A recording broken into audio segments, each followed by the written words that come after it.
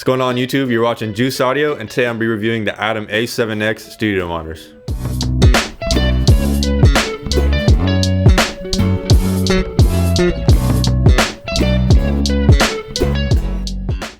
So the day has come to review my beloved Atom A7Xs. Well, these ones in particular aren't actually mine. They belong to the newly built Guild Records studio here. But because of these ones, I went out and bought some for my home studio. To sum up this review, I love these monitors. But are they worth the $1,500 price tag? We'll get to that. But first, let's start with some specs. So these monitors play from 42 Hz to 50 kHz. The tweeter and the woofer cross over at 2500 Hz, and each speaker gets a total of 150 watts RMS of power. So what makes these speakers so special is this XR tweeter. This folded membrane is 2.5 times bigger than a traditional dome tweeter and is extremely light. What this does is allow this membrane to play faster and move more air, meaning that there's less distortion and a higher resolution. The monitor is made up of a carbon glass fiber composite, and to be honest, these speakers look distinctive. With the carbon fiber and yellow tweeter, they look really expensive. So my first impression with these speakers wasn't so positive. They sounded brittle and anemic in the low end. But then I remembered about break-in periods that monitors generally require.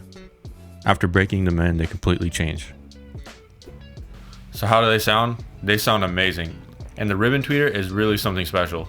4 things stand out to me when listening to these: distortion, saturation, reverb, and transients.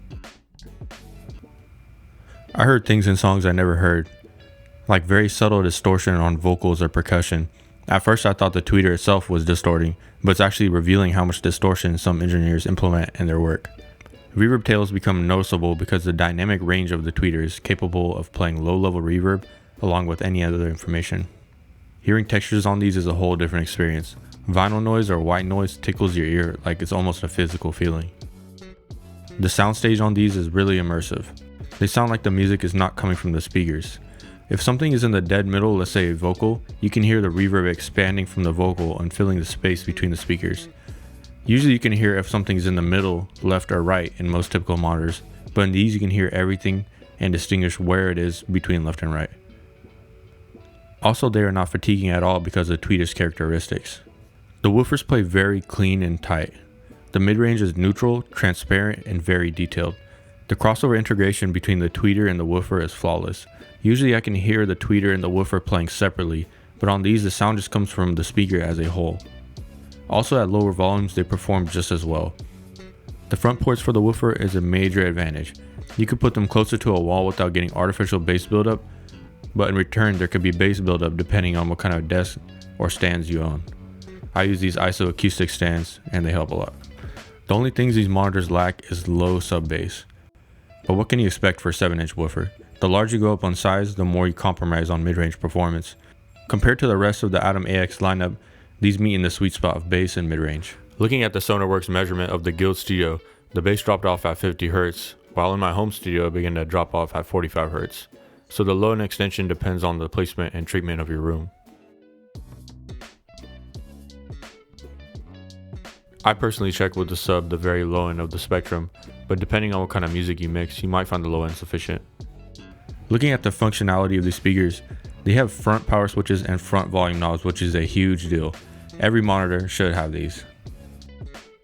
On the back of the speakers are some room corrections, a high and low shelf, as well as a tweeter attenuation. The inputs on the back are only RCA or XLR, which is kind of strange knowing that most interfaces only have quarter-inch outputs. So I bought some Mogami XLR to quarter-inch cables to fix that problem. These monitors cost $750 each, $1,500 a pair, which is a good amount for a speaker. But these are definitely an investment that I will keep for a long time. If I did happen to outgrow these, I would go for a mid-field 3-way, which usually costs around $5,000. Could you get by with budget studio speakers? Absolutely. But when it comes to mixing, your most valuable tool is your ears. And if you're not hearing a problem that you should address, it could take more time mixing for you because you might have to reference more speakers to highlight that problem. So do I think these monitors are worth the price? 100%. Thanks for watching. If you enjoyed this review, leave a like and subscribe for more videos similar to this one, and you have a good day.